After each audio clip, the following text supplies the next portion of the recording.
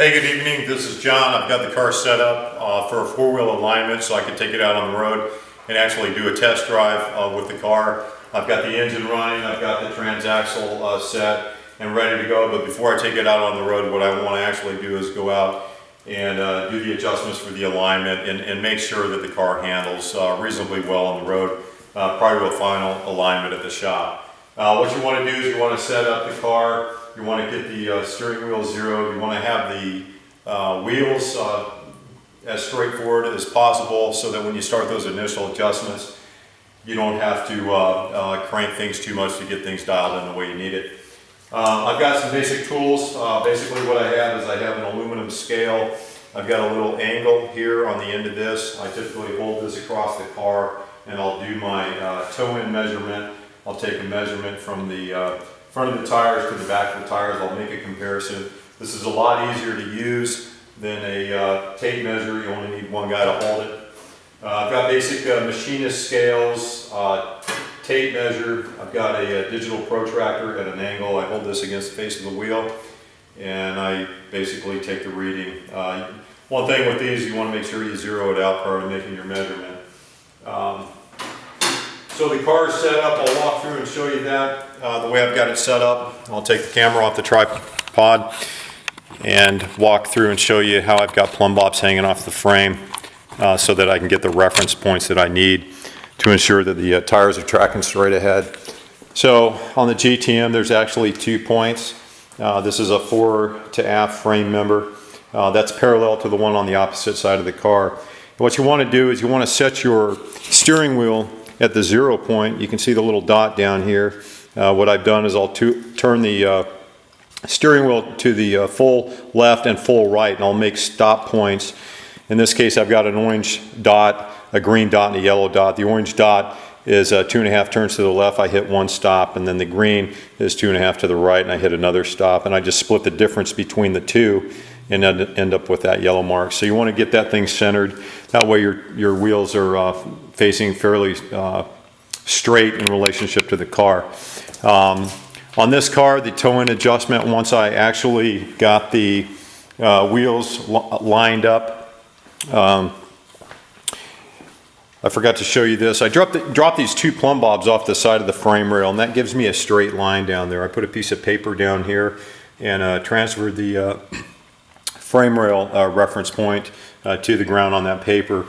And then I'll take the straight edge and I'll hold this against the, of course Moose wants to be in the film here, but anyway, I'll hold this against the tire, and you want to make sure you find a flat point across the tire from the front to the back. And you want to make sure that stood up above your wheel so you're not hitting any part of your wheel. That way you've got the same standoff at the face of the wheel. And then if you hold the scale flat, you can actually transfer that line. You can see right down there where it's in line. Get the strap out of the way.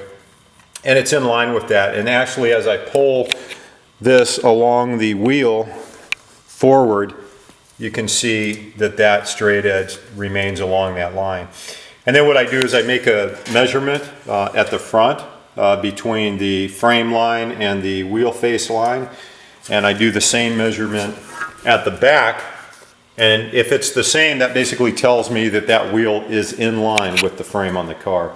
So you want to get that setting first, kind of as a baseline point before you do your toe in, and that way you can split the measure or the adjustment between the left and right wheel, and you won't favor both wheels to one side of the car.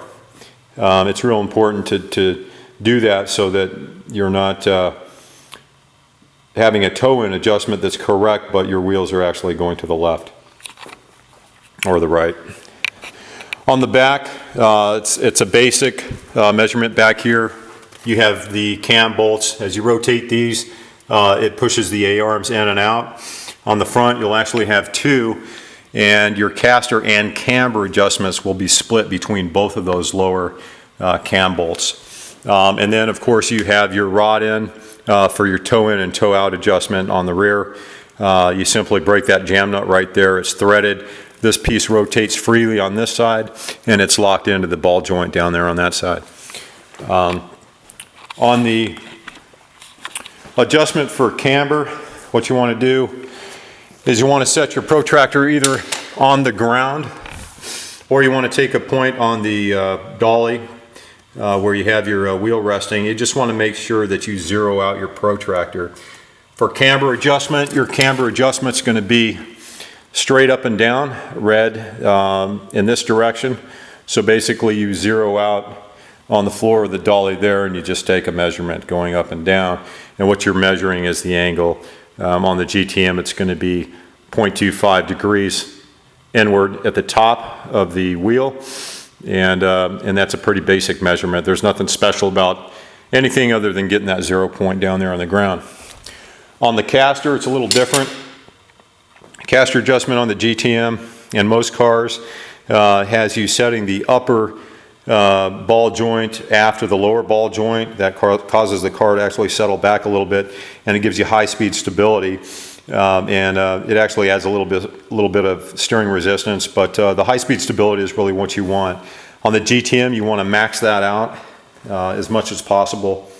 The book will tell you 2.5 degrees, but what you really want to do is crank as much caster in, and then do your camber adjustment. And because you're playing with both cam bolts on the bottom, to do that, you're going to have to find a way to balance the caster and camber measurements. So you want to get your maximum camber, or your maximum caster. I did it with the rear adjustment, and then I adjusted a little bit of the rear and the forward part here to get my camber. What's actually happening when I do that is I rotate that bolt head, and as that rotates, it offsets between the left and right stops that are welded to the frame. That's that little half moon that you see on the left and right of the cam. That cam rotates, that piece with the hole in it and the orange mark, that'll rotate around within those stops and actually push that bolt inward and outward, and in turn it'll move this arm, which displaces the location of the lower ball joint. It'll cause that to move actually fore and aft. If you do both, you can actually pull the entire A-arm towards the center of the car or outward away from the center of the car. And that's what's setting your caster, because although this moves down here, the upper A-arm is stationary. And so as you're doing that adjustment, you're actually moving that ball joint fore and aft in relationship to that upper point. When you do that, in order to get a reference point, you're trying to measure the angle difference between the upper and lower joint. So on this car, I've actually put a piece of tape across the upper ball joint and the lower ball joint down there, and that's going across right directly across the halfway point. And I want to transfer that location to the outer face of the wheel on the upper part and the lower part. And so I've got the same piece of tape on the lower ball joint. You can't really see it, but it's up in there under that disc. And once I get those marks on the tape, I'll take my scale or my protractor in that direction in relationship to the wheel. I'll zero that out either on the dolly or on the floor. And then I'll take my straight edge and actually measure the angle make sure I get this thing in the right location. It's basically measuring, if you can see, you don't want to have the protractor in the same relation that you did for the camber adjustment. They're actually 90 degrees away from each other. So in this case, you would hold your protractor like that once you have your L angle lined up with the marks that you made for the upper and lower ball joint locations. Once you do that, you take your reading, and you want to have negative, on the caster you want to have 2.5 degrees, and you want to get that measurement. So basically, once you do your measurement, you'll just do the math and subtract 90, or the lower number that you'll get from 90, and that'll give you the 2.5. So that's basically it. Again, you want to do a rough measurement, do your adjustments, and then once you go out and test it on the road and build the rest of the car, you'll want to take it to an alignment shop and have it done by a professional. The last thing I'm going to show you is a toe-in adjustment. That's real easy. Basically, toe-in. A lot of people ask, hey, how do you measure that 1/8? And I'd never done it. I'd never looked at a video or anything like that. So I was a little surprised at how simple it really is. The only thing I didn't have is the ability to hold the other end of the tape measure. So I actually bought a scale here, if I can get it off the floor. And I've got that little L angle over on that end. You can see the silver aluminum piece there.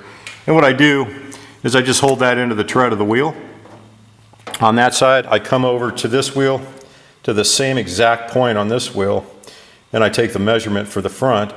And then I go to the opposite side of the tire in the rear, 180 degrees away from that point on the front, and I do the same exact measurement, measuring from the same point on the tread. The one thing that's important about that is that on the car, the toe-in is a pretty critical measurement. You want to have that dead on 1/8 on the GTM. And that 1/8 of an inch is actually 1/8 less in the front than it is in the back. So when you do your measurement, you want to subtract the two, and you just want your front end to be less than the back by 1/8. Basically what that does is if you draw lines perpendicular to the car, your lines would come forward and they would actually come in this direction and that direction, and they would intersect somewhere out here in front of the car. That way your tires are pointed in slightly, and again, that's a real important measurement for high-speed stability. So that's basically it. I don't have, the last thing I wanted to show you was to get the same point, to make sure your tires are true and that the tread tracks in the same direction as the tire on the opposite side. So what I did is I took an L angle or a straight edge across the back part of the tire, and then I basically laid it up there like that, and then I came to a point on the straight edge and measured from the straight edge over to the edge of the tread, and then I took it over to the other side of the car and I laid it across the wheel in the same way, and then I took a measurement from the straight edge again to the same tread point on this side, and I just want to make sure that those are exactly the same for the each tire. On most of these cars, the tires are pretty true. This one, it was dead on. These are Michelin Pilot Super Sports, and the tread seems to be pretty much in the same location on the tires, front and back. So that was helpful. On the rear, again, I showed you the cam bolt and the adjustment there for the toe-in. I got lucky on this with the lines on the ground. I was actually off slightly, but when I came to do the measurement on the back, it was actually dead on 3/16. So again, the lines will get you close, gives you a reference point to make sure all your wheels are tracking in the right direction before you make those adjustments. That's pretty important, so you don't dogleg down the road. Anyway, that's it. Hope that helped and wasn't too boring, and we'll talk to you later.